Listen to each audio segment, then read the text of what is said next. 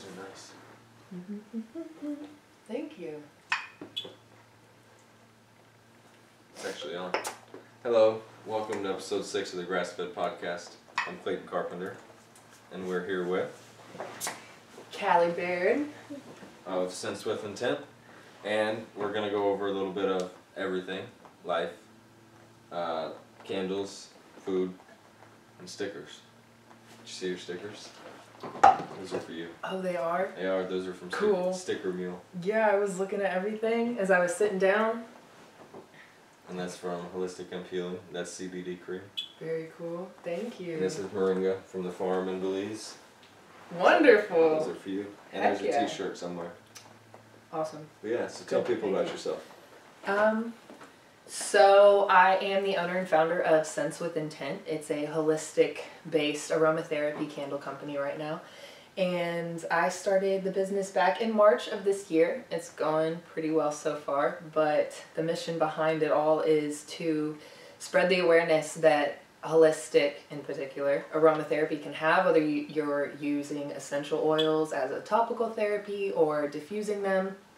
Candles is another great option as well. So. What's your favorite aspect of it? What do you prefer? Candles or oils? Different things for different areas? I prefer the candles because I like the mood lighting that you get with it as well. And I just personally have always loved burning candles, so taking advantage of the aromatherapy factor as well was exciting for me, I guess. But I've recently started using them topically. However, I would say I probably prefer the candles, but I might be biased. Yeah, they smell super good. Yeah, thank you. How does it work? You make these from scratch? I do. So I make them in my home right now, and all of them are infused with 100% pure essential oils, therapeutic grade. So there are no additional additives or toxins or anything like that are put in them, and I can guarantee that. In yours? Absolutely not. Absolutely not. So they're completely safe for you and your family to inhale, even children, babies, like it's all safe. But the essential oils used to create the scent and the blends are all hand chosen to try and benefit some type of healing factor, whether it is to help you sleep, to help you calm down, deal with anxiety or stress, or to wake you up in the morning and give you some inspiration. These oils are all used for different purposes, and so they're hand chosen for their benefits. So are there certain ones you won't burn at night or won't burn in the morning, or any in particular? I wouldn't say that I won't, but I do try to burn them intentionally because you want to have a purpose with what you're setting before you light them. At least that is supposed to be my point behind it. Some people like just the mood lighting from candles, which is great as well. But when I light them, I try to think about consciously what I'm doing. For me, aromatherapy is usually used as a way for me to like personally focus or set the mood in a room. So if I'm having people over one evening, I would probably choose to burn a scent and blend that was chosen for that type of liveliness. But you could also burn the other ones, and it's going to have similar effects. I mean, there's no negative aspect to any of it, you know? Nice, yeah. But really I cool. burn them intentionally, That's usually. smart. Yeah. Yeah. And I think people start to look at it more as they say, oh, rosemary, and they start to learn about, even for instance, the blood flow, circulatory aspects, is capillary stimulant, rosemary is. So looking at it as that, it's like, oh, like I have spider vein. I don't know. There's several variations of why, maybe, but I eat a lot of rosemary. So I'm like, maybe I don't want to burn rosemary. It makes more sense, and people start to look at it more like that. That's really cool. Thank you. How was this started? It's your own company. You don't work. This isn't an MLM or anything. This is multi-level market. This is all you. It's all me.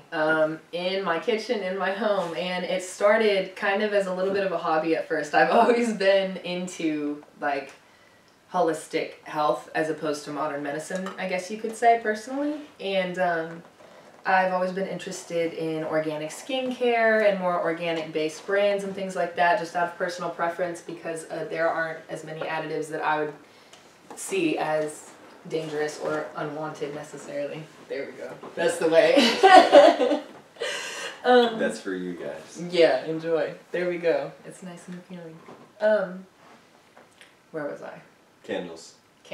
How it started. So I was playing around with the idea of some organic candles for myself because I realized when I was lighting candles, I was getting some type of headache, or I didn't really smell them once they were lit. I could smell them when they weren't lit, and I'm like, oh, that's great, I'm going to bring it home. But by the time they were lit and the wax was melting, my nose would get stuffy. And these weren't things that I ever consciously linked to the fact that I was burning candles until way later on when my migraines had gotten really bad, and I was looking for, like, what could be the reason behind this? And I was looking at it from every angle, and that was one thing I came across. So it was one thing I decided, what if it is candles? Because like I said, I've always liked them for the mood lighting, for the like vibe that they set in a room.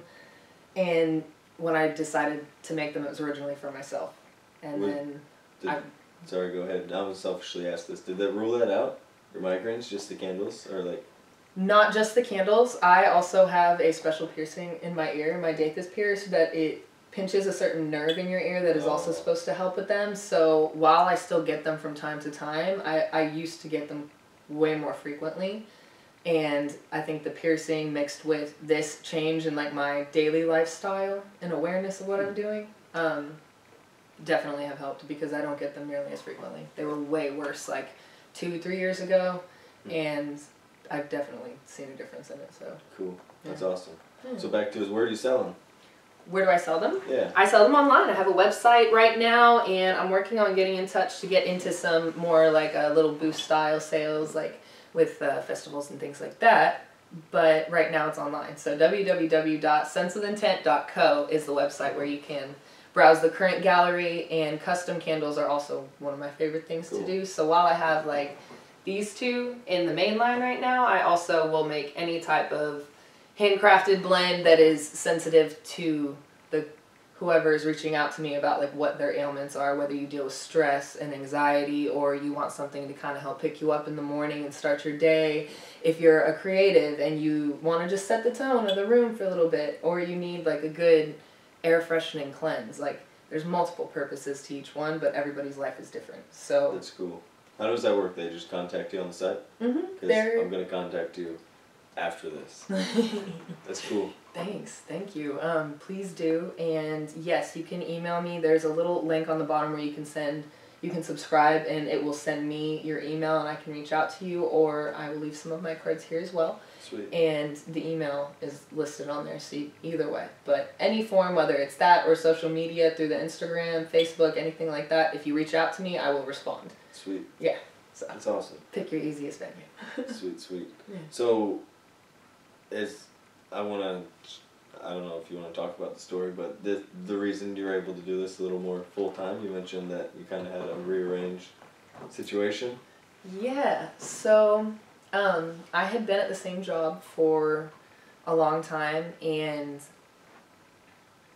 I had a car accident, and it kind of rocked my world and was really just eye-opening, that whether it was not necessarily my job, because I loved it and I loved my people there, but I just felt like how I mentioned a bird getting kicked out of the nest, like needing to fly, like just feeling like I needed to make a serious change, and talking about like a holistic lifestyle, like products, whether it's like skincare or aromatherapy. That's always been something since I was a little girl that I was into, like organic skincare back when I first got into makeup, before I started doing makeup for work and things like that. Like that was kind of my opening into it all. And so I guess it was getting back to my roots because of that little shakeup that happened. It just inspired me to live more authentically and intentionally, and kind of gain control of something that I've been talking about forever. And it was like, okay, I think it's just time. That's right cool. Now. Yeah. So you were doing beautician work, hair and makeup, or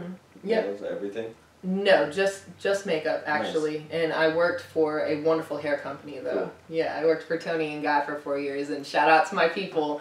You guys are all the bomb, and I'm still in contact with all of them. I saw them a few weeks ago for a Halloween party, actually. That's cool. Is there much organic in that type of industry? No, not really. I mean, there is in the hair industry in general. You can find it. You can find outlets anywhere if you were to look into it, if it's something you're interested in. But in that, are you asking like with the company I was with? No, just anywhere. Just in general. I mean, anywhere. Like if, for instance, like I always think about like hair dyes or going somewhere and getting people, oh, I'm getting my hair done. It's like, what are you exposing yourself to? Like if someone goes and gets their hair, nails, and skin done, it's like you might look really, really nice, but what's happening? Like, I mean, a lot of there's harsh chemical stuff, isn't there? Yeah. Yeah, I mean, it's harsh. There's chemical products going on to you, so it would just at that point depend on like your personal preference and if you're okay with exposing yourself to that. And I would encourage you to do the research for yourself on what you're exposing yourself to, because I could lecture you all day about it. Yeah. But it's best, I feel like, to just learn for yourself the details of the exposure, because it's so mainstream and so common and beautiful and exciting and fun to do, you know? I myself have had bright pink and bright red hair, and personally it just kills my hair texture, so I like my curls and try to preserve them now, but you're definitely exposing yourself to some pretty extreme chemicals, the same as with aromatherapy. A lot of people don't realize that things like getting a stuffy nose or a headache is actually your natural born allergy to paraffin wax, because it contains such toxic chemicals and you're inhaling it. So just something to be aware of. And I mean, but lotion is the same way, you know? Any lotions that you put on your body, your skin is your biggest organ and it's going to absorb that quickly, so you need to be aware of what you're putting on at all times and what you're exposing yourself to. Are there ways to get like red hair naturally? I mean, is it all toxic, or are there sources of some? Because I don't think that's bad. I mean, if someone wants to get red hair, I think that's sweet. But I mean, those are people we love. I don't. That's my thing. Is like people. I was in the beauty shop in Belize, and people are like, "Why are you hanging out with a bunch of like women in the beauty shop, like older ladies?" It's like, because that's like people like my aunt and my mom and grandma. Those are like people that are gonna go get their hair and their nails and their face done if they want to. But why can't we work with the beauty shops and say, "Oh, cool! Like, here's a product." Like Kim's thing in Belize. Kim, master herbalist Kim Ringland. She was making natural skin products and working them in with CG aesthetic. So we went over with the natural products that Kim made, and she did facials. Sorry, that's not my vocab. They did facials, and not all the whole deal, but they talked about, oh, here's a good face wash, here's a good kombucha toner, here's a good this, here's a good that. So it was interesting to see kind of the collaboration of the two and how it could come together. It's interesting. Yeah. I know that there are natural ways to do it. I couldn't tell you exactly what they are. I think that you can dye your hair with henna, and I don't know like what exactly that does. I know that you can do it, but I don't know the parameters of it, to be perfectly honest with you. Sorry, I was just curious. No, I wish I knew more about it. I've thought about doing it, but I'm so traumatized to dye my hair again. I'm like, so I've just never gone that deep. I'm like, I'm just going to not for now at least. Yeah. So where do you were talking about like stores and the future. What do you see with Sense with Intent? I would like it one day to expand into its own store and not only be aromatherapy, but also just other herbalistic medicines and things like that. You know, have some lip balms and lotions and all the things that we just talked about, you know, hair products and skin cream and whatever you could want, and even just like basic vitamins and things like that, but to be its own little store where you can go to reach out to many forms of holistic health, like in your own neighborhood, you know, instead of having to order from a million places online, which is still a great venue. It's going to get shipped right to your door, so it's kind of easier if you think about it. Yeah. But if that's not your thing, like I would love to go to a store like that, so I would love to have a store like that to share with other people. I think people do too, because the community behind it, just like we were talking about, it's hard to take the jump and then realize that, like, oh, guess what? None of my friends are interested in what I'm interested in. Instantly, you feel like it's like this weirdness whenever we hang. So, yeah, and I think the community aspect of it, even it's cool with the cannabis community in Massachusetts that I've linked up with. My friend Seth, he runs a company called Chronic Trips. So it's cannabis-based adventure tours. And just the events, he was, oh, well, it's pot-based. It's like, I don't smoke pot, or I don't do this or that. It's like, it's natural-minded people all in the same environment. It's the type of person who wants to go outdoors and hike. It's the type of person who wants to drink something organic. So it's cool to me to see that it's coming around and it's available. It's cool. Yeah, same. Community. I agree. Have you ever had moringa before? Do you know anything about it? I've had it, like, not like this before, but I've had, like, little moringa pills before. Nice. Cool. Well, it's good in a smoothie. I'll show you a recipe. Heck yeah, please That's do. Nice. I'm going to struggle to get this tape off. Any chance you have a key or something? Oh, how about this? Not on me? Yeah. There you go. I was Mention gonna it. say, if you have... I don't have fingernails. I pick those when I'm nervous. Well, I have fingernails. I can try. Yeah, give that a shot. That's my first thing when I'm nervous or like ready to do something or bored. My fingernails go. Oh my Which God. is a bad habit. I don't bite them, I just pick them. I just did not want my nails were like, so I straight up and that. There you go. Really? Yeah. It was like a clean cut. That was cool. This chair just scared the heck out of me. I didn't know it was electric. I like hit it with my ass when I was doing that. I was like, what? So this is from Made in Nature. Thank you guys. Made in Nature. Very Veggie Pops. This is a new product they're putting out.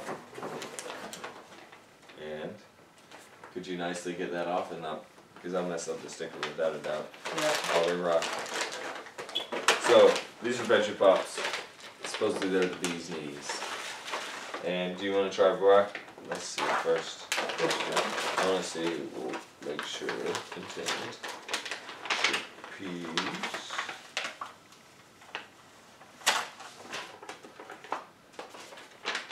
I think they are entirely plant-based. Madeinnature.com. Okay. Oh, cool. Yeah.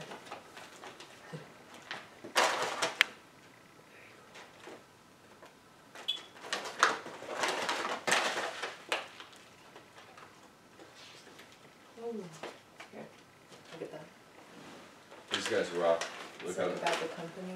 look at the ingredients. It just makes me so happy. We are Made in Nature, an organic snack company with mad respect for real food and a serious thing for flavor.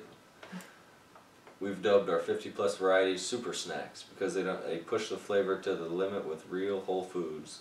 They don't just fill your stomach but also fuel your best snacking self.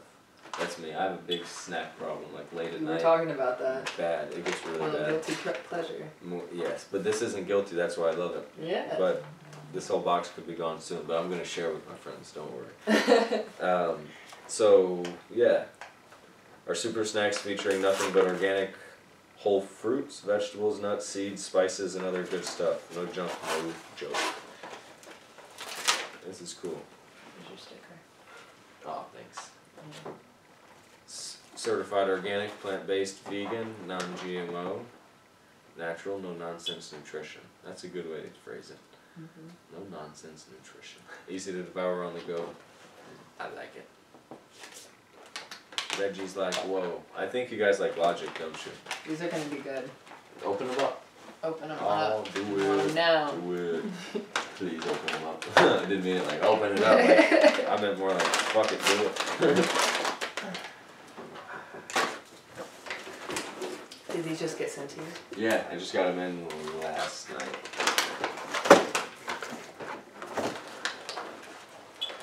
Super sweet.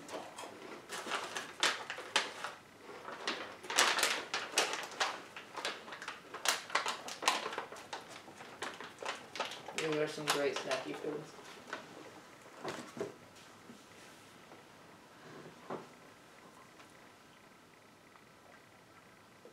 It's really cool. It's like a salt and peppery Cheez-It. But more filling. I wouldn't need nearly as many of those to feel like satisfied. No, I just mean the flavor.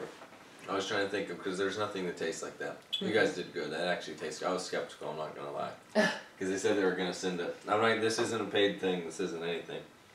I just asked them to send me some stuff because I liked them and I told them I wanted to share them. But I was really skeptical. They looked really funky. These are actually good. They did. They smelled really strong Yeah. too, but they tasted really good. Because some people were asking me, they were like, oh, so like, you're like definitely going to say they're good? And I was like, no. Like, if they're not good, I'm sorry. Like, but Yeah. they'd be happy with that, I believe. But they actually are good. Not bad. Do you want to try the sour cream and onion? Or the broccoli cheddar? Really good. I'm good right now. They were delicious, but I'm just full.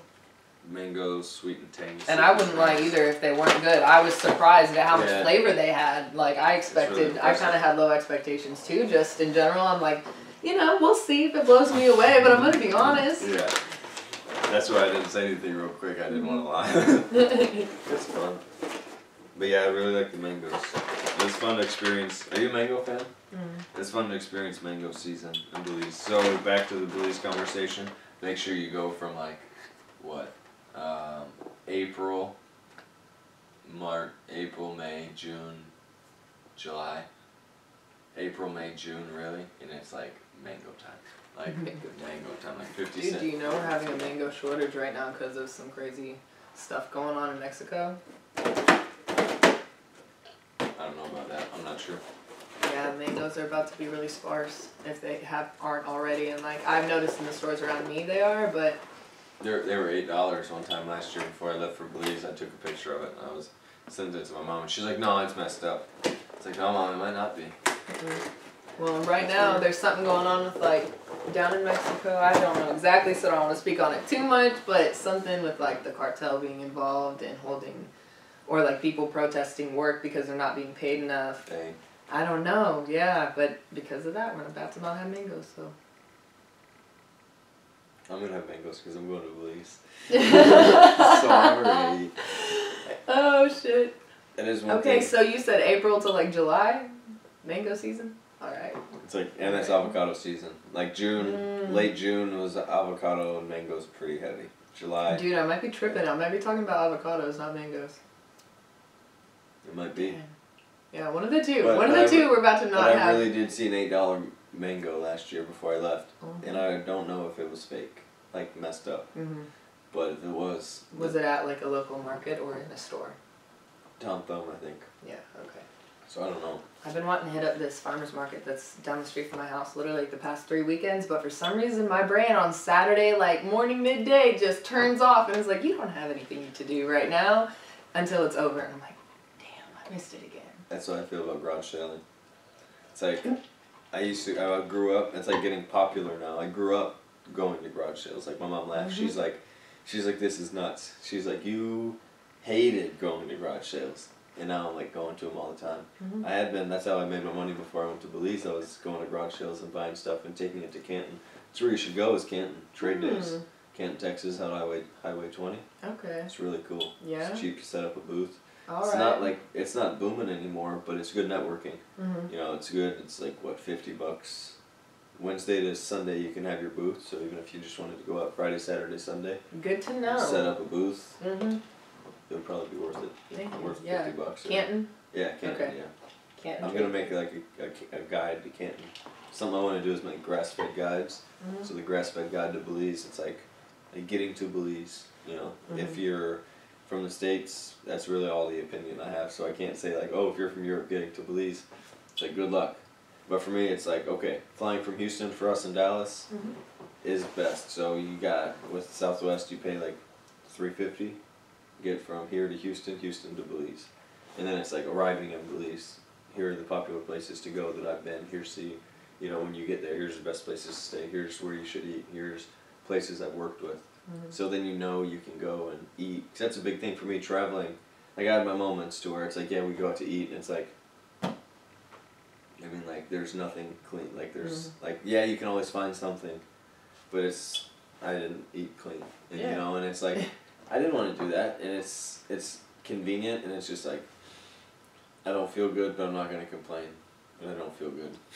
I don't want to eat this. Yeah. You know? So, Does it actually hurt your stomach when you do that? It does. Well, like now, it's not going to, because the last, like, month or so, I've been like, okay, a week on, and then I'm at work, and, you know, the boss brings back food or something. I'm not going to say, no, I don't want it. But I eat it, or we go to lunch somewhere, and it's like, you know, what are you getting? And I'll get, you know, something cleaner, but it's still like, still something fast food. But you're with the crew, and you're like, okay, we're working, I get something to eat. So now I'm like, okay, let's back this way up. Let's work with the restaurants everywhere and say, hey, do you want to worry about losing customers because one person in the group? Because sometimes that's the most dominant person in the group, and hey, there's nothing clean here, we're not going there. You know, or sometimes it's the mom or the dad in the family. It's not like, oh, yeah, we'll go see and we'll get something on the way. It's like, no, we're not going to go there at all because, like, it's difficult and there's not something. So I want to take that whole possibility out for the business aspect. Because, yeah, there's the health aspect of, oh, I'm tired of my family dying of diseases. well, let's make it profitable for the business, and then it's going to make more sense for everyone, and it's going to be easier. It's like we said with General Mills or a bigger company buying out smaller companies. It's, well, let's go backwards and let's start with the smaller businesses and even like bigger chains. Say, hey, here's a grass-fed menu, or here's a little grass-fed emblem that says this is something, whether it's vegan or plant-based or vegetarian or gluten-free, or here's something that you can work with, here's something a little bit cleaner. And then moving up to certifying restaurants, saying everything in this place is clean. You know, but then I want to get like strict with it. You know, like kitchen materials, like plastics in the kitchen, and you know, people, is your protocol to get something warmed up, you know, to defrost your fajita vegetables? If you're using some sort of mix or anything, is it to microwave something with plastic? Like it's strict, like this stuff, like, yeah.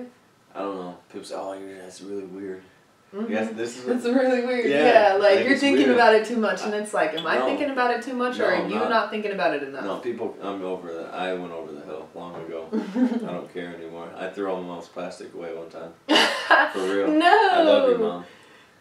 No, she had bad plastic. It was like cheap, like China plastic, like very morphable, not cool. And it was before I was like, okay, you're not heating up at school. But no, I was fresh off about 20 documentaries and was like, this has got to go. Man, it happens sometimes when the knowledge hits you. You just gotta act on it. Once you watch a lot of, it's Food Matters TV, so it's like, because it's a reality, and then your mind says, I should downplay it. And it's like, well, why downplay it if you don't have to? It's like, oh, I don't want to have glass food containers in my kitchen. It's like, why not? Oh, it's heavier, it might break. Can't take it to work with me. It's like, yeah, you can. Like, everything's possible. Be careful. Everything's possible. So it's just a matter of taking the extra time and energy now, or being 64 and being like, I'm about to fucking die. You know? That shit sucks. And everyone's like, oh, you know, I'm gonna party, I'm young. And then tell me a person who's not, it's always like, people will come in with a religious thing and say, you're gonna understand when you're at your death. Well, my thing's your health. You're gonna understand that you lived a really shitty life. You didn't take care of yourself. You know, that's my that's like the dark side of my brain. Like, the bad side. Where it's like, don't eat bad. You're gonna like have deathbed fucking remorse. So, it's motivating for me. And I think if we take out all the parts in the middle, it's so much easier. Clean candles, clean food, these things that taste good. Well, I mean, think even, you know, you go to the doctor and you're sick and you're dealing with some type of problem and ailment, and they ask you, okay, well, what's going on? You let them know, and they ask, one of the main questions that I've gotten from every doctor I've ever seen, and I've been to quite a few, okay, well, what's your diet like? They actually ask you that? Yeah. Well, what's your diet like? You know, if you're going because you're sick, this or that, they'll say, you know, if you change this, you know, it can help. Or even in general, they'll make a comment on, you know, well, this is going to help, you know, if you make sure to stay away from, whether it's you're being prescribed something, and make sure you stay away from, you know, drugs, alcohol, da-da-da-da. Yeah, definitely. They're still advising to a certain extent on the fact that it's dangerous. Yeah. You know, and like, while it might be putting a Band-Aid on the problem, it's not necessarily healing it. Yeah. And I have personally dealt with being told that I was dealing with a chronic disease, it was going to be pain for the rest of my life, and I was in pain for a long time. I had 2 surgeries on my lower spine after being thrown off a horse when I was about 12. I had some ruptured discs, not knowing before that happened that I had a bone disease, a degenerative bone and disc disease in my spine, so my spine wasn't ready for the impact when I was thrown from the horse, and a bunch of discs ruptured, and the nerves running down into my legs were being compromised because of the broken off shards that were floating around in that area. Had 2 surgeries just after, at the end of 8th grade, so I was 14 years old, and they were back to back because the first one was already risky. Most kids my age had never been diagnosed, or it just was not common at all. The disease that I was diagnosed with normally gets onset when people are in their like 60s or 70s. I can't remember the name of it, but it starts with an M. Because looking at an MRI of my spine, she said, I thought that it was sent to the wrong office when I first saw it, and I like said something to my assistant about, you know, is this meant to go to this doctor? I'm a children's neurosurgeon, and this spine is much older, and she was like, no, that girl is 14 years old. And so going into the surgery, you know, of course, we had to acknowledge the fact, and we're told that, you know, this is pretty risky. We normally perform this surgery on people that are already much older and more immobile, but, like, we don't know how your body will respond at 14 years old to these surgeries. And then I had them, 2 of them, within, like, 4 weeks. And the second one wasn't planned. But I was told that I was going to struggle with that for the rest of my life, and I lost a lot. I had to quit playing volleyball, which alienated me from a lot of my friends. You know, I was an athlete, and suddenly I was crippled. Yeah. And I was bedridden for a long time, and basically high school for me was like recovery. I didn't receive proper physical therapy afterwards, so it took me a long time to recover as opposed to just a long time to recover. And for years, you know, I couldn't carry anything that was heavier than a jug of milk, and they told me for the rest of my life, no roller coasters, make sure that you stay active enough to not become obese, because that would be really bad for your spine, but also don't be too active because that could be really bad and you could, like, just break one day basically and be paralyzed. I was told that she would be surprised if I was not in a wheelchair by the time I was 25. And at 14 years old, I'm trying to wrap my head around this. Like, how are you going to tell me that with how fast the degeneration had happened, like, there's just nothing to do? There's nothing I can do, and that's what you're telling me, is that I need to be on these painkillers and be bedridden on and off and just take it easy for the rest of my life. What does that mean? You know? It's just horrible bedside manner. Yeah. Well, I mean, and not in so many words. Like, yeah. She explained it differently, but basically that's what I was having to accept at 14 years old. And so that's what I'm thinking. I'm like, what the hell? Like, what do you mean I just go from this to that and it's the rest of my life? And just, so I was put on, like, a cocktail of different painkillers and things to, like, mask. Yeah. Things to mask the pain. And from 14 to 16, for the most part, I was on, like, 9 painkillers and mood stabilizers and muscle relaxers and, like, a cocktail of medicines that I was to take every single day. And after a long time, after about a year and a half, it hit my body really hard, and I've always had a sensitive stomach and things like that, but I got sick and I didn't get better, and we went to the hospital and we're basically told, well, you don't have insurance, so there's only so many tests we're going to run if you bring back this money, you know, pay for this test, it could be this, but we're not going to take it any farther. So they sent a sick girl home with her mom, and my mother reached out to a friend that she knew, I want to say from college, for advice, and was like, my daughter is sick, and he immediately said, send me a list of all the medications that she's on right now, and she did, and he was like, it sounds like she's going through, like, the early stages of kidney failure. If you can, he was like, don't take her off them all too quickly because she'll have severe withdrawal, but you have to start, he said, specifically eliminating this one medicine. And it turns out that the 2 of the medicines in the cocktail that I was on specifically say do not take together, because they can cause kidney failure. So that kind of shattered my belief in modern medicine, so to say. After that, that was, like, one of my first, like, personal eye-openers with that type of experience, because until you go through it yourself, sometimes you just don't think that deeply on it.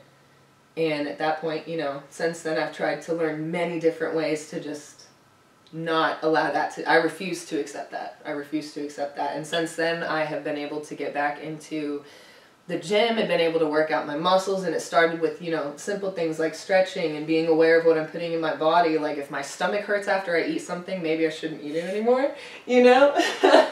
So that worked for me, and it just kind of took me down a road. But also gave me a lot of knowledge on the fact that we're all here for each other and need to see that more often and look for these more natural given ways to us to deal with things rather than immediately running to much more serious options. Because, I don't know, that's my personal experience with the matter of health and just being aware of what you're putting in your body and fully knowledgeable. You, at the end of the day, are responsible for yourself. It doesn't matter who else you're talking to. You need to know these things. And at least then make the decision, but don't make the decision based off what you're programmed and told by others specifically. Like, if you ask someone and they tell you that's, to an extent, their opinion, you know, they're sharing with you why they feel the way that they feel. But everybody, I think, should be knowledgeable and know why they feel the way they feel on a matter. And if you do, good. That's all anybody can ask, but you know, put the thought into it because it matters. Always listen and consult with your doctor, but listen to yourself. Yeah, exactly. Always listen and consult, but also, like, think about it. Yeah. Don't just take something as the end-all, be-all ever in any situation in life. Like, you don't know what's coming next, but it's up to you to figure it out. You can't just be a bystander and constantly let life happen to you, you know? Yeah. What are the foods that get you? Like, for me, it's dairy. It's like, no matter, I can cheat on, like, to be honest, I can eat meat, I can eat bread, I can eat anything else, but dairy is the thing that gets me. Like, what are your things? Meat has always been hard on my stomach since I was a little girl. I used to, like, get in arguments with my parents all the time because I just didn't like to eat meat. It hurt my stomach, and I'd tell them, be like, no, like, I don't want it. I settled on, like, chicken tenders everywhere I went. We traveled to Europe one time, and, like, I was refusing to eat, and my dad was really frustrated with me because he was like, you need to eat something. There's not just chicken tenders everywhere we go here. And I was like, I can't eat foreign meat. You don't understand what's going to happen to my stomach. But, you know, so meat and dairy definitely killed me too. But it's weird. I can eat queso, and I do like queso, which is like my guilty pleasure. Like, that's where I slip with queso a lot. But I don't like cheese really in any other form. I don't like it on sandwiches, on pizza. I peel it off, and it's like an ongoing joke with everybody that knows me. If I've eaten pizza with you, I'm sorry. I make a mess on my plate because I like the other toppings. Yeah. But I just take the cheese off. You just need to talk to the chefs. Like, everyone laughs at me until they eat my pizza. They see it, and they're like, where's the cheese? Because we get Costco pizza crust, 10 for $4. Okay. What? 4 for $10. And I make them. They give you a little packet, and you smear the sauce on. And if you want to buy Costco's cheese, then buy it. I don't. And I just put mushrooms, and I even do corn and black beans and tomatoes and everything. Yeah, so you can make your own pizza. So don't be afraid to order, even if you go somewhere. Don't be afraid to say, hey, hold the cheese on half the pizza. They'll do it. Just I do that a lot. Yeah, I was going to say. Hey, is there any way, like, y'all can do this? And some people, the waiter, like, will get caught off guard and be like, no cheese at all? And I'm like, yeah. Also, don't be afraid to just ask the chef. Like, that's something I learned from Sparkle. I did a podcast with him, Michael Richardson. He goes by Sparkle. He talked all about it because he's been vegan for, I think it's something like, I don't remember the number, but close to 40 years or around there. And 40 years. And he talks about it. He's like, hey, just be cool. Just say, I don't want to be difficult, but here's what I'm dealing with, you know. Just be creative. And that's what he said. That's the challenge. Challenge, if it's a real chef, challenge them to be creative. Say, hey, throw something together, hold the meat and cheese, please. Any mushrooms, any veggies, anything you got, just, like, go wild. And then you bring the plate out, and everyone's like, I want one. He got it. And that's everywhere I've done that, especially with pizza. I made a pizza the other night in the house, and I made my own pizza. And then some of the people I live with had a pizza delivered, and I walked in, and they were eating their Pizza Hut. It's like, yeah, it's cheaper, it's healthier, I'm not going to feel like shit. And guess what? I'm going to be up for a couple hours after this and not just crash. That's and feel like weighed down, like you just need to kind of. And they say, I don't, not them particularly, this is everyone. Oh, I don't feel heavy. It's like, well, yeah, if you lived your entire life feeling like crap, you don't know you feel like crap. That was the biggest thing for me. First stretch, I went like, I was super vegan. Like, I was that, like, I didn't get wild and, like, say, oh, no leather, but I was like, I'm not going to eat any meat or cheese. Like, I may not even enjoy myself, but I'm going to do this it was mostly for the health aspect. It wasn't, I'm going to, like, save the world because I'm not eating an animal. Like, to be honest, like, that's not my approach. Like, like if you're eating a steak at a restaurant, and I can, a nice grass-fed, clean, really nice steak, and I can sit down here and maybe have a steak and have a conversation with you that completely changes your life and converts you to maybe eating less meat, maybe going completely vegan, not in a persuasive way, but, oh yeah, this is like my first steak in like 6 months. Son, why the hell you ain't had a steak in 6 months? Well, sir, you know, And you just talk cool about it. Like that's like I've had so many cool conversations with people after I dropped the V word, as I tell people, like gotta drop the V word. We gotta drop the V word. Dude, yeah. So yeah, because I would not. I mean, I say like I eat healthy. I'm plant based, but plant based is my word. Like, plant based. Dude, that's like that's my diet. You know. Yeah, exactly. So that's like people. Oh, what's like grass fed? Like I've like like grass fed diet or grass fed this. It's like it's not a diet. It's not a diet. It's finding what works for you. Like you said, I don't eat meat or cheese because I don't feel good. Ding, ding, ding. Yeah. Don't eat them. You don't feel good. After you go without it, you're going to notice, oh, wait, if I eat it, I'm going to feel like crap. But then you say, then sometimes I really want it. And then it's like, okay, you're an adult. Like, weigh your options. You're going to feel like crap and maybe not want to get up for work in the morning. But this steak is really good and I really want that creme brulee and that fondue and that, you know, like I did it last night. I did something bad last night. I did some frozen shit. And it was just like, okay, cool. I didn't get the work done I was supposed to get done last night. I didn't. Like I hustled all day and I was like, no, I got like a normal day. If I wouldn't have eaten junk yesterday, I would have been able to get up at 6 like I did, work all day, come home, work my night job, and then work again. But I ate 3 crappy things and crashed all throughout the day. I ate junk all day. And crashed. Yeah. So that's the thing. I get sleepy. But I don't know. I don't think. I don't want to talk anymore about them and sound salesy, but actually, look at this. Costco, Walmart, Whole Foods, Safeway. That's good. That's real good. I didn't realize. I really was genuinely surprised, like, because normally, like, when you're talking about, like, vegan snacks, people are like, there's no flavor, there's no taste to it. Like, that's what I thought these might be a little bit more bland. They're changing the game. They have plant-based / vegan. So that's, like, that's a good, like, transformation for me. Yeah.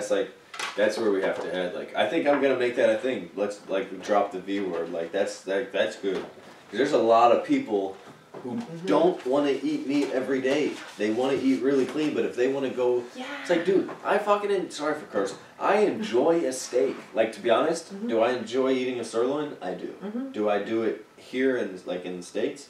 No, because I know how it's processed. I lived on a farm with cattle.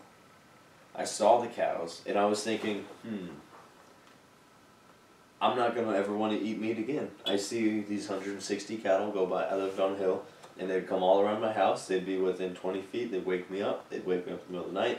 I'd watch them poop. I'd watch them have sex, everything. And I was just like, I'm living with them. Like, then I was like, okay, this spiritual side is like, let's not eat animals anymore. I didn't have it, and I'm not going to fake that. So that's the big thing for me is I follow a few vegan things on Instagram. And I love the movement. I love what it's all about. But I do know that there's a lot of weird science. Like I know it can be done. It can be done. It's fully possible. I support it 1,000%. But people that don't supplement B12 or eat eggs, like that's where like, oh, you're not vegan anymore. You're eating eggs, but it's like B12 is really vital. Like really, really vital. I noticed it in myself when I didn't get any. I just ordered. Yeah. You've got to do the additional, and you got to curb the rest of what you eat. Like, you have to replace it with something, and there is a plant-based food to replace certain things with. But you got to know what that is, and you got to do it. There's so many, like, I was so unhealthy for a while just because, like, I was like, yeah, I'm eating really clean. It's like, but you're not eating. Like, you're eating, but you're not eating the right things, Klayton. Like, so that was the big thing for me. It's like, we can't change how people eat, but we can empower people. Because, hey, when I go to a restaurant, if I see something that looks good on the menu, I'm going to order it. You know, that's the average thing. Well, then, I don't know if you know Paula Florencia. She's a grade younger than us at Allen. She works at a place called Vital Roots in Denver. And I look at their pictures, and it's like, everything's so clean. So if people go there, some people, like, some of my brothers be like, I want some meat. Like, if I know it's vegan or I know it's plant-based, I ain't going to eat there. That's, you know, I don't want it. But it's really good-looking food. When they get there, it looks great. It tastes great, and it's all clean. So if those restaurants are everywhere, and even like the big chains and whatever, like bring on franchises, bring on whatever, like people aren't going to stop eating fast food. People aren't going to stop eating meat. So let's just work with people. Like let's meet them in the middle, and that's like, what is grass-fed? I get this so often because it's everything at this point in my life. It's just all these different like waves of like my interest of like how everything can be as clean as possible. But one of the big things, that was a weird thing. one of the big things is like, I love going to restaurants and challenging the chefs and stuff. So, but sorry. Sounds fun. Yeah, Do it. I mean, I always do it with pizza. Like, I will ask them about that, but like in other ways too. Because there have been a few times like, I'll go and like say something like that, and I get like this badass like like some type of like veggie bowl back, and you know they wasn't on the menu, but they're like, oh, they want this and this, but not this, and they spice it up a little bit if they know what you're going for. And to be honest, like I work in a lot of kitchens, and people don't care about food, but you get one like maybe like 4 or 5 out of 10 maybe less. Really cool, passionate guys, and they may be all big burly dudes or anyone, but they're really passionate about the food. And they get in there, and when they get something like that, they're like, "I'm gonna jazz it up. I got this." It's so much fun. Have you worked in a kitchen before? No, I haven't. I worked at a restaurant, but I wasn't in the kitchen. Nice. Did you serve, or what'd you do? No, I was a hostess. Nice. Yeah, you remember 2 Rows back in Allen? Oh yeah. Yeah. Nice. It was there. Very cool. They have really. I don't understand. I hate to bring this up for any of you vegans listening. The bacon for that, like the bacon phenomenon there. The bacon thing at 2 Rows, is that there? Yeah, the honey pepper bacon. And it's like $1 a slice or something. Something like that, I'm sure. One of my friends was talking. They're like, "Oh yeah, I'm gonna get bacon." I think it was like a dozen for $10.49. I might be $1 or $2 off. Yeah. But it was something like a dozen for like $10.49. It is, yeah, and people will buy them in bulk. And I was like, oh my god, like dude, that's not. I understand it tastes good, but I mean, you make your own money, do whatever you want. That's weird to me. That's so weird, and I think it's programming from Belize, like living cheap. But even here, you can live cheap, man. Like especially with food. Sorry, go ahead. You were about to say something to me. No, you're fine. I cut you off, but the cheap eating thing for me is. Like that's a big thing. It's so possible. That's another like thing I want to throw out. It's cheap eating? Cheap eating, yeah. Like you can eat really cheap, really healthy. Well, and it's like you just said though, it's eating the right foods, like knowing what to buy to like replace like what you would have been eating otherwise that is still like of enough nutritional value so that you don't get sick and you don't get. Because like I struggle with like low iron. I'm already a sleepy girl. I'm a grumpy monster if I do not get enough sleep, and I acknowledge that, and I'm sorry to the people that love me in life. But like I need sleep. Like if I get stressed, I need sleep. I'm just a sleeper naturally, even when I'm happy. Like, but that is something that I need, and so whenever I forget to maybe eat the right foods or take the right vitamins, it affects me big time, and I will feel like really like kind of down sometimes. And again, this is totally a personal thing, not that like everybody experiences this, but I'll feel kind of down and have to remember like, all right, that's something I need to do consciously and be aware of is my, eating habits, like eating more or eating less of something and more of something else, That's really cool. It's just like conscious living though. And again, that's like my reason behind it too, because I didn't have like I love animals. I love animals, totally an animal person, like love animals. But that is not my reason for not eating them. It's purely like the health motives behind it, and which is why like I can sit down and like my family, none of them are vegetarians. They'll try things with me when I'm eating them, or like sometimes they'll be like, oh yeah, I'll get a veggie burger too since you're getting one, and like branch out of their like normal zone. But they're not all vegetarians or anything, and I don't just talk shit to them for it when I'm eating or be like scoffing at their food because you're not gonna get anywhere. Yeah, you're not gonna get anywhere, and that's not my intention behind it. I do care what you're eating, but I don't care enough to like be trying to make you feel like some type of way about it. But what you're doing is so much more effective than scowling at them and saying. Like sometimes I just want to be shitty with like my friends or family, like 1 or 2 people. I just like want to pick at them. Like, how's that MSG? I hope that's good. Like, BTHQ tastes nice. Like just be like funky with it. Yeah, but yeah, it's fun. What is your favorite food? Ooh, I don't know. I really do love pizza. I just love pizza without cheese. Yeah. But I love pizza. But like, what do you mean favorite food in like a specific category? Like if you're about to, I don't know, like they say if you're about to get the needle, like you're about to get death. Like what meal do I want? Yeah, last meal. Specifically. Yeah. The Power Bowl with no meat on it, of course, from Piata. Have you ever been to Piata? What's that? Italian street food. So good. Where's There's that? one in Frisco, I think, and then there's one in Richardson. Piada? Yeah, Piada. Piada is so delicious, and they have options ranging. It's not all vegetarian. They do have meat there for like whatever bowl you want to put it on, or burrito or meal, but like, ooh, it's so good. And their Power Bowl is my favorite. Anytime I want to like go spoil myself and have a good meal, this is where we go. Oh, it's a thin Italian flatbread. That's cool. My Piada. I'm gonna check that out because Kim makes tortillas that are they're kind of like flatbreads. They look a lot like that. Mm-hmm. That's the thing in Belize. Everyone has a comal. That's like not it. Piada Italian street food. Sorry, that's like a school or something. I don't know what that is. Team Piada. No, this is it. Locations and menu, order, Really? catering, careers, connect. Oh, you're right. What was the first thing I showed you? I swear it was something to do with school. What do they do? Join the team. But there you go. Oh. That's like, it's really authentic food I wanna- and made fresh and I wanna freaking figure out what delicious. it says. Introverts unite. $1.99 delivery is here. Oh. That's what I thought was like some type of... It's Favor, DoorDash, one of them are like Oh. booming. One of them said like we're gonna kill it in the 4th Mhm. quarter, like we're about to knock it out. So they're really like Chick-fil-A. Of course I cannot remember anything now, but there's four or five restaurants that are really pushing deliveries now. Even like Taco Bell and stuff. It's weird. It's really smart. They all are. Yeah, I DoorDash on the side, like just for like extra cash whenever Yeah. I'm bored and Oh, it's you do busy. it? Yeah. Nice. How is it? It's a good time. I mean, I just like that it's on my time, you know? It's just something I can do for extra cash whenever I want to, and it's on my time and doesn't like interrupt my life. That's cool. Is it Yeah. all local, or do you end up like, oh, you're driving to South Fort Worth?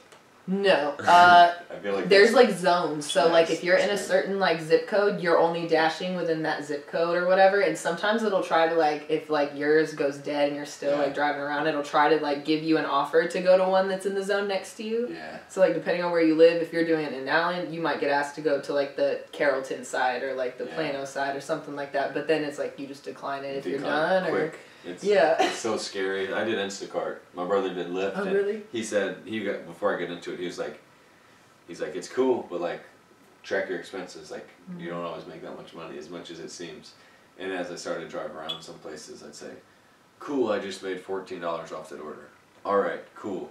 I just drove to Parker and the Tollway from over here.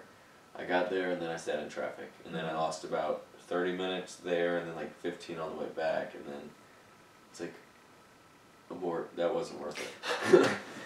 Yeah. It wasn't worth it. Yeah, man, you gotta be careful about that because it will get your ass sometimes, and you're like, dang, now I just ended up working for like way less than what my time was worth. It's like, you know? oh shit, that's like Jimmy John's manager money.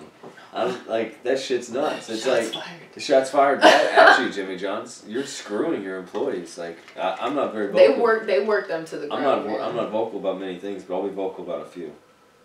Very corrupt jobs that I've worked for, doing weird things behind the scenes. Yeah. And I'm like, I used to be like, oh, I don't want to say anything. But I'm like, okay, I have a platform. I want to say something. Like, I found pictures of this. I hate to shoot fire shots. I hate to do this. I worked for a particular smoothie place. Let's call them Smoothie Queen. And the bananas that I was required to serve to people. Bananas? Yeah, I shouted out. Like, I was like, Oh my god, I don't think I want to know. I don't feel cool. You want to see a picture?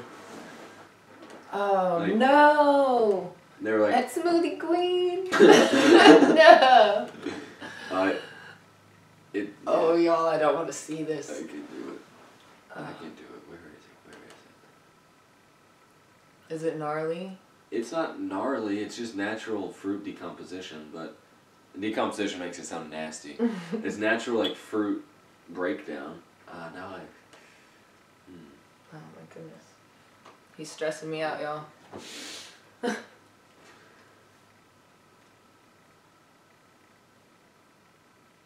I dig your cards in the bright green. oh, thanks. Will this sticker stick to glass? That might be a stupid question, but you know how Like some for your don't. car? Yeah, or something like that. Like, what is this a bumper sticker? It's not a bumper sticker, but I think it'll work good on a car. Like on glass. But I'm sure sticker mule. I'm sure we can get something made for a car. It's not an organized folder. It's your lucky day. For you, for the queen, for everybody. But no, it's just the idea that, back to the employee thing. Companies, starting a company of my own, I start to think about, oh wait, how is this going to work? People who do franchises or people do any sort of big business to where it's all these levels down. You get someone like a manager. Oh, we're going to pay you really good money. And like for like young 20-year-old or 20 to 25, I'm going to be a manager. This is awesome. Like I have a title.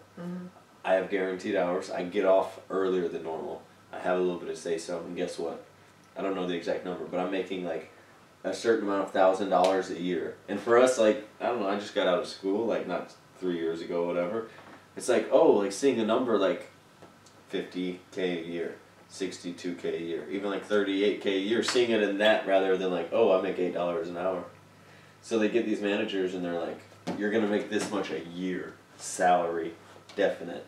And then they're like, awesome. They're not tracking their hours. And when you got to come in late for an audit, you got to come in late for this, you got to come in late for that, you're staying after. Hey, they're gone, we need you extra. I understand that's manager duties, but when you calculate it, you're getting paid nothing. Like a good, real manager job at a big company, and it's like, oh, cool, like, yeah, I make 6 figures, like, an extra 80 hours a year, like, nope, cool. Like, yeah, you're down, you're ready for it. Yeah. You're like, this sounds great. Yeah, but when you're struggling as a young person trying to pay rent, I'm not getting that, oh, we need more money, minimum wage needs to be higher. I'm not getting that. We ain't going there. But those corporations, not even bigger, smaller companies, like, yeah. It made me sad just to see that. It was like, you're locked in. You're not going to get your bonus if you don't, do everything they say. Oh, all these. And then the things they did let go. Some things I had seen myself, and I didn't work at this establishment, but I was there a few times. Yeah, so that's why I believe in like radical transparency. Like some people even say like, Klayton, you let people know too much of your business. It's like, cool, like it's my business. And like if you're a customer, like a collaborative or something, like you're part of the business too. Guess what? You're gonna see what's happening. Yeah. So like little things, like I mean like little shit, like like people, like I was little, like I shared my words about like the organic thing, like things in Belize, because some people are like, oh, it's organic, like it's cleaner, and it's like I don't want to say too much, but like that's not, something's not right there, so I gotta be careful, because I don't know, I'll rub my mouth a little bit, not a lot, but this is like my passion, this is my thing, this is like people like someone came in here and like sprayed something, oh, like it smelled in here, like, oh, it smelled like the dog or something. It's like that would really make me mad. Like just the idea of like chemical sprays and stuff, or like it's like, hey, like we have essential oils, like we have this or that, or just anywhere, like sunscreens, like no shots fired, but a certain one of my siblings was spraying all the like sunscreen in our cruise room, and it's like a small little space, like and all of a sudden it's like filled up with all this stuff, and at this point I know it's like rise above it, it's metaphysical, don't think about it, but me, I'm like, no, I've looked into it a lot, like it's really hard, it's really hard to get over it once you've really looked into it, and it's like exactly, because it is, like you said, it's metaphysical, like you have, at that point you have to like just take control of your mental and not give it that power, but being aware of it does not hurt, like to, you know what I mean? Yeah, it's a fine line to walk, because you don't want to impose your beliefs or like sound like an a-hole to all your like family and friends just because they don't feel the same way, Like it's not a religion by any means, but it is a lifestyle and that affects like certain exposures and like decisions, whether it's like for yourself, Yeah. I hate to go this way because it's another thing people don't like me for, but I'll say it's not a religion, but I was listening to some Jordan Peterson work, and he's a clinical psychologist and professor. And he's saying that as far as behavioral traits for clinical psychology and for the work that they're doing, it triggers, and I think Sam Harris was the other one talking about it. I'll link the quotes to this so I don't sound like an idiot. But as far as like the radical vegan, the radical this, the radical that, or even like us as like we care about our health more than really at this point for me, it seems like for you too, like that's priority. Like that's everything. We, as the way we behave in a big picture, it may even be kind of like people who act religiously. Like in a bit, like me at least, like seclusion from other people who aren't like-minded. Like unfortunately, yeah, but that just happens. Like that's why it goes back to like the community aspect of like having places to go where people are like-minded. Like, oh, like cool, like you, like I think small business spaces, like incubator things are cool. It's like, hey, here's a warehouse where there's 30 businesses all in these little, you know, cubicle office spaces. Here's some like common areas that you guys can all work. Here's public this, public that for brainstorming or whatever. The idea that all these people come in, it's like this is something cool. I need to talk to my brother about this. We get a big warehouse, and imagine like you have a space and that's your office, and you have your little kitchen to where you need to do all your melting and your combining. Yeah, he'll be fine. It's probably just a dog. So yeah, you have your little area, and then you have a business office, and then you have your labeling, and then you have your this or that. But then there's one print shop, you know, not shop, but printing thing in the middle. So rather than me worrying about labels, and you worrying about labels, and you worrying about labels, there's just this whole process, self-sustained. Like that's I kind of was just explaining an idea, but that was it kind of made sense now. That would be cool because they do have small like business incubators, but I feel like it's like, oh yeah, like we're over here doing this, and like, oh that guy's making fleshlights. Yeah, man. I mean, so that kind of concept, but like even so earlier today, I went and got my eyebrows done, and so my girlfriend Caitlin's boutique, she rents a little like area in what is like a bigger salon space over in the colony. But when you walk in the door, like you've got obviously multiple rooms. There's probably at least 30 like booth rentals there, but it's like individual rooms that they can customize however they want to suit their trade. But it was mostly like hairstylists and beauticians of like many different forms, but not so many like massage therapists, but they have similar places like this for massage therapy and things. But that same concept, but it's like everybody has their own trade. Some people, of course, do the same thing, but like that concept, but with like a holistic health or whatever based idea. It's like, hey, well, this guy does it, but he does it this way, and it's all got that like main theme. That's really, really cool. That was a good idea. That's yeah. We should continue cultivating that because I think it'd be cool. Yeah.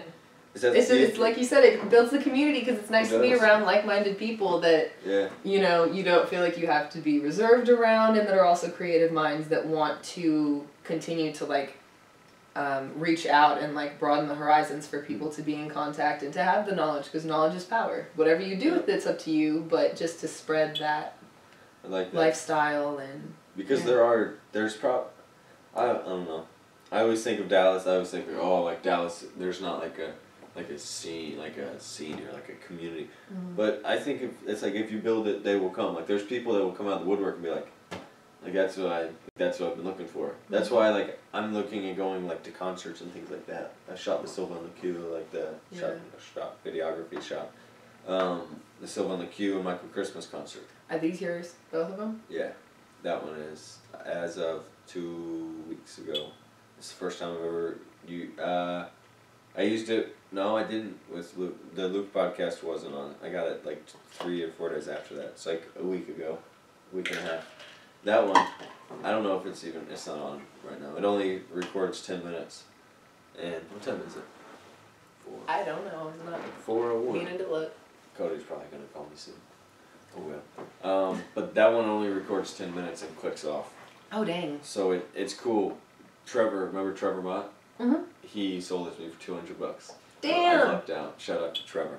Damn. He was upgrading, and he was like, oh, like Oh, I'm so jealous. I would love to have a nice camera, dude. I wish I had one so bad. I wish I use my freaking iPhone camera, which is not even that great, but well, I love. What iPhone do you have? It's probably better than mine. Like honestly, it's probably better than sometimes some like seeing Landon's. Mm-hmm. It takes better pictures than the GoPro, and sometimes it might take better pictures than that. But Landon's new iPhone's nuts. So then I think it's like, oh. I have the 8 Plus. I don't have the new one, so I don't know. Oh well, what? That's probably still better than. I know still a good camera, but it's nothing like that one. Like. Probably not. Probably not. But seeing Landon's, it makes me think: do I want to travel with something like that? It's like, oh wait, so I got that for $200. But if I was actually investing, I would be spending more money than that. The reason I got anything that nice is because Trevor rocks. Yeah. So I was only gonna spend like. I was going to spend about $200, but it was going to be nothing that nice. Mm-hmm. But then I think, oh wait, should I just invest in a nicer phone? Some of these phones that are coming out now have cameras that are so much better. Mm-hmm. And I'm like, oh wait, when I'm traveling, do I want to carry that?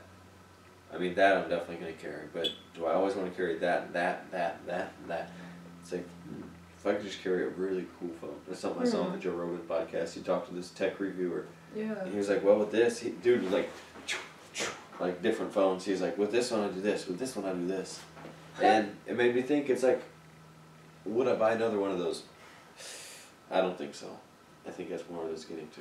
So just a word of advice, there's smaller cameras that could probably, for the same cost or maybe just a little bit more, do better. Can you like change out the lens on that to make it smaller? I'm sure. You can, but the computer side of it, I'm not complaining by any means. I love this thing. Yeah. But as far as someone, like a word to the wise, if someone was going to spend this amount of money for a camera at this point, I would probably say don't do that. Yeah. I'm also not I'm not a photographer. I've taken all the pictures from everything I've done, like on Grassfed and all that, but I'm not a photographer. Like I can't, like Landon shoots raw and edits all of it. I can't. That's do so that. cool. Yeah, Landon's really good. Wow. But yeah, with this you can, and you can update this, but you're still not going to be able unless there's some hack that I haven't found on the internet, which that means it doesn't exist. Just for clarity. See, you can tell how much of a photographer I am because I've only taken this thing off about 4 times. Cool. There you go. A nice little telling click for you. Yeah. But yeah, I feel like there's a lot smaller ones now that would do are just as good. efficient. Yeah. Because for me, it's at this point, it's like, okay, travel efficiency. Because I'm at the point where like travel's it's definitely going to be the next few years of my life. So now it's like, okay, the last 3 trips I've taken have been to Belize. Like I only expected to be there for 3 months or 4 months this last trip. It lasted a year. But getting there even for 3 months, I was like, a lot of stuff. I pack like people say, oh, you pack like girls. Like I'm worse. Like I'm bad. So here I am. My mom, she calls it Hurricane Klayton. When I get somewhere, I just throw it out everywhere. So it's like travel efficiency. How can you get things as small as possible? Yeah. So when I pack a backpack, if I need a video recording camera, I need a picture camera, I need a mic, I need my computer. Like those are and the GoPro. I have to have those. Then I have to have the computer charger. Then I have to have a few notebooks and a book. Like that's just the essentials. But then I have to have clothes, and then from taking food or anything, any specific products for people, I'm like, oh wait, I need a lot of space. So if you know anyone who does travel, packing tips, send them my way. I need help. I will, dude, because I need help myself. Really I am bad. I'm well, what if this happens and I need this, but then I feel some type of way and want that instead? I may as well just bring all of my options, right? It's true. It's really true. It's hard. It's horrible. My mom always laughs the first time she went on vacation with my stepdad. He walked up. She went, good thing we got time, because there's no way you're taking all that. He had 2 jumbo suitcases, she said, and she was like, we gotta fix this. And she helped him, got it into a small bag, and she was like, better. That's so funny that she used to deal with it from both of you, and I imagine she's pretty efficient, right? She knows what she needs and what she doesn't. And she laughs because she's customs agents can be like, oh, what pardon my French, but she's, well, what's this my bitch gonna be doing? She come back and forth without any bags? Right. Because she just travels, like, she has her stuff. She travels light, she knows what she needs. Like, she has a small bit of clothes there, and when she travels, she's like, I know I have exactly what I need, why would I take anything extra? Mm-hmm. Me, I'm like, I already have clothes there, so I can take my stainless steel skillet. And my mom's like, why do you need a skillet? Why are you traveling with a skillet?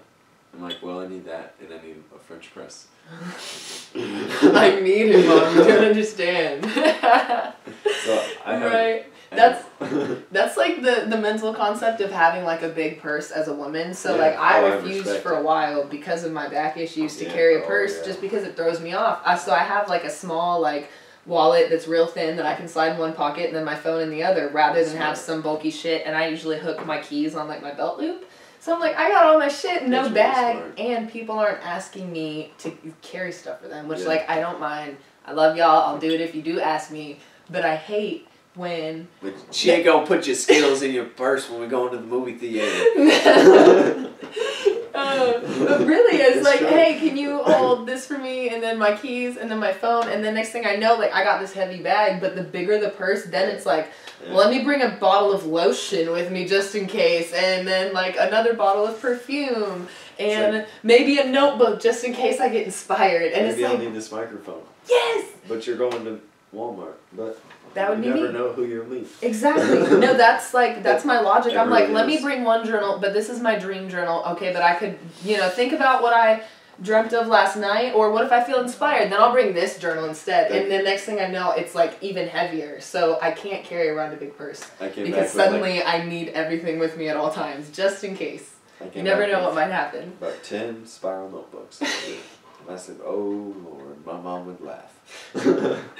Yeah, exactly. Oh, it's a struggle. Yeah, that's the next step. I got 3 weeks going back, so I have to pack lightly. And I don't want to spend the extra money on it, but I want to. You know those rolly bags to where you can... the dudes, I travel so inefficiently. I'm like, just struggling. Dude, that's kind of the trick. You need to get like a one that's the size of a carry-on and know that that's all the space you have for your personal stuff, and then you'll have like one like purse or whatever that like you can use like your backpack. So you're like, I have these 2 things and that's all I have. But see, then my brain says, but Clayton, your backpack's a personal item, and that suitcase is a carry-on.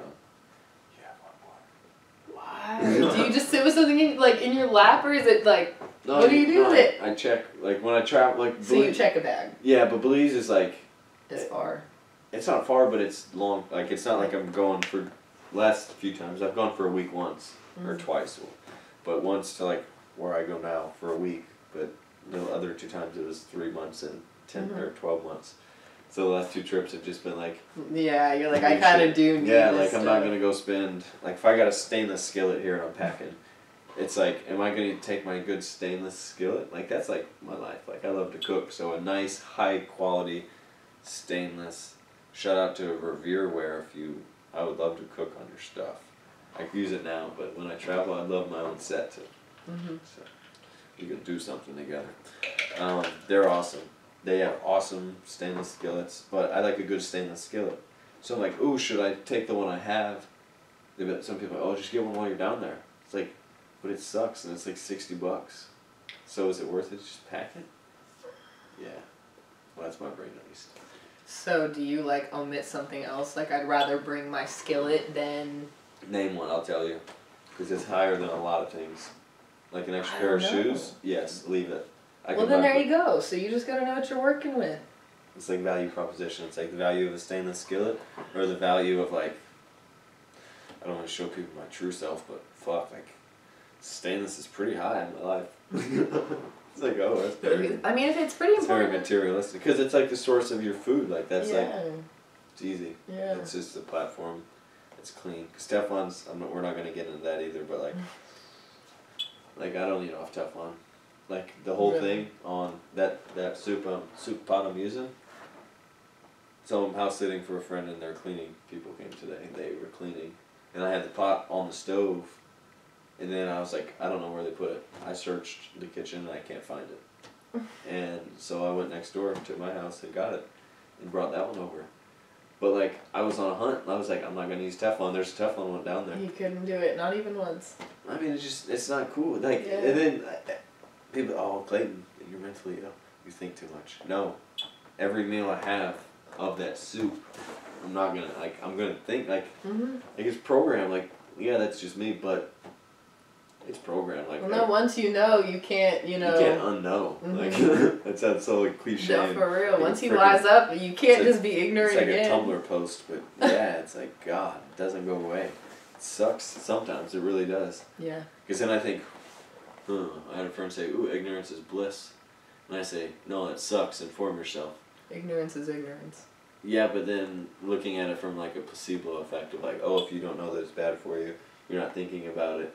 What if someone could live? It's like the idea of a cigarette smoker and a McDonald's eater and a Coke drinker living in a really long life. Oh, my grandma was 108, because that's always what I hear, and I'm like, you know, like cigarettes or tobacco or anything like that I, you know, nag about. If it's someone I like, I'll actually say something. Oh, well, so-and-so lived till they were 98. They smoked cigarettes and ate. They went to McDonald's every morning, and they drank hot coffee out of styrofoam. They ate a Egg McMuffin. And then they had a Coke on the way out so they can enjoy their soda pop throughout the day. And guess what? They smoked a cigarette when they got in their car. And I hear that and I'm like, well, guess what? They got either some good genes or a strong mind or some weird combination. I'm not going to act like I know why. But it's like, hey, that exists. It's possible. Maybe that's why. Maybe. Absolutely, but knowing the risks, why would you want to? You know, why, well, like, why would you want to risk it? Well, that's what I'm saying. I know the risk, but if someone doesn't know, then maybe it's like, it's not hurting me. It doesn't. It doesn't hurt me because it's just. It's like no one reads a label and like. Like like I said, coming off of 30 documentaries. Oh, I'm hot off of 30 documentaries. Throwing away all your poor mothers.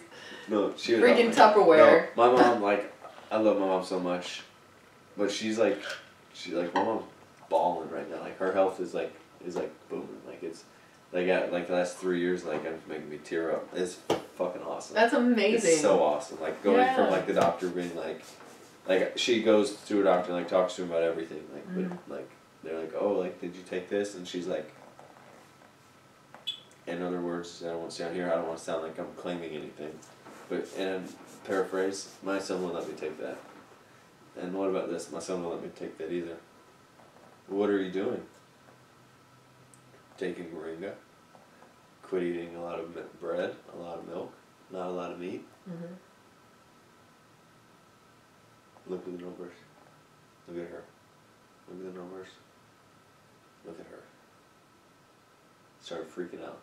Like, numbers off the charts. Everything straightened out. Like, no meds, no bullshit. She's like, I didn't take any of it.